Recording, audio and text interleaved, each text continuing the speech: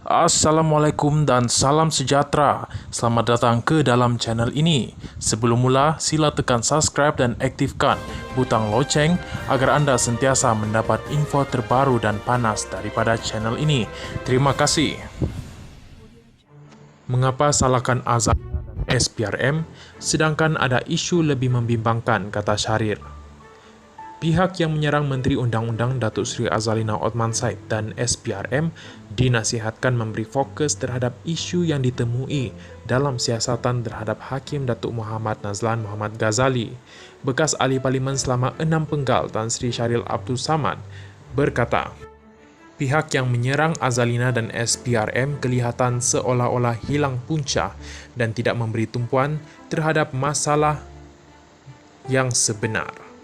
Sumber 42 juta ringgit Malaysia itu adalah daripada pinjaman 170 juta ringgit Malaysia yang dibuat oleh syarikat Putrajaya Perdana Berhad dan Permai Binaraya Berhad daripada Maybank semasa Nazlan menjadi setiausaha syarikat dan peguam agung Maybank, bukan daripada KWAP seperti yang dinyatakan dalam penghakiman Nazlan. SRC itu dibentuk berdasarkan cadangan dan cadangan daripada Maybank kepada 1MDB dan Maybank telah dibayar untuk menubuhkan SRC, termasuk menetapkan strategi perniagaan, polisi dan prosedur serta model perniagaannya, bukan ditubuhkan oleh Najib Razak untuk memudahkan beliau mengambil wang seperti yang dinyatakan dalam penghakiman Nazlan.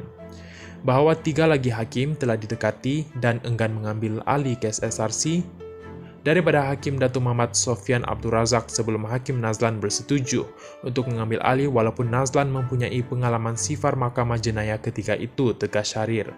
Beliau menjawab tuduhan ahli Parlimen Selayang William Leong dan bekas Presiden Majlis Peguam bahawa pendedahan Azalina menghina mahkamah. Kumpulan itu mendakwa SPRM tidak mempunyai bidang kuasa untuk menyiasat dan menentukan kesalahan seorang hakim.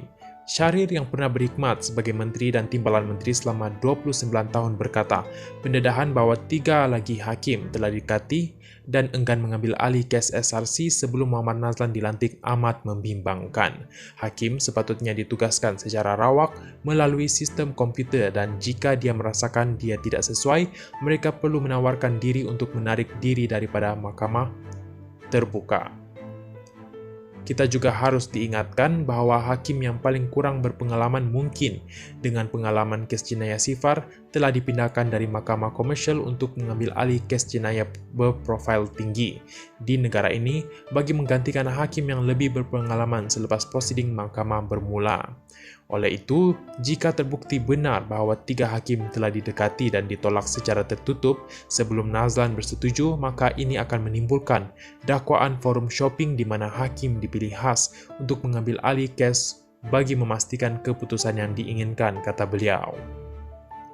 Tambahan menurut Syahrir, perpindahan hakim kes melibatkan bekas Perdana Menteri Datuk Seri Najib Razak turut menyaksikan peletakan jawatan Tun Rao Sharif sebagai Ketua Hakim Negara beberapa bulan selepas Tun Dr. Mahathir Mohamad mengambil alih pentadbiran.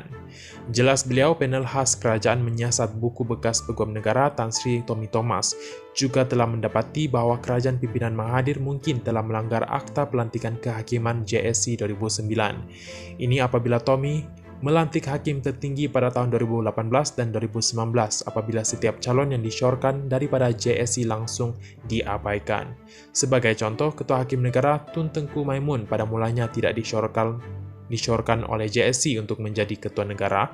Bagaimanapun, Mahathir masih memilih beliau sebagai Ketua Hakim Negara pada Mei 2019 walaupun beliau baru dinaikkan sebagai Hakim Persekutuan 5 bulan lebih awal pada November 2018.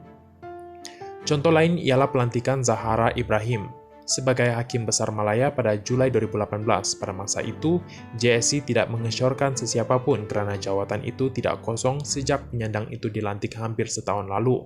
Walaupun Zahara hanya mempunyai 9 bulan lagi sebelum bersarah wajib, Mahathir telah memilihnya sebagai Hakim Besar Malaya menentang sepenuhnya Akta JSC 2009 dan cadangan JSC, kata Syahrir.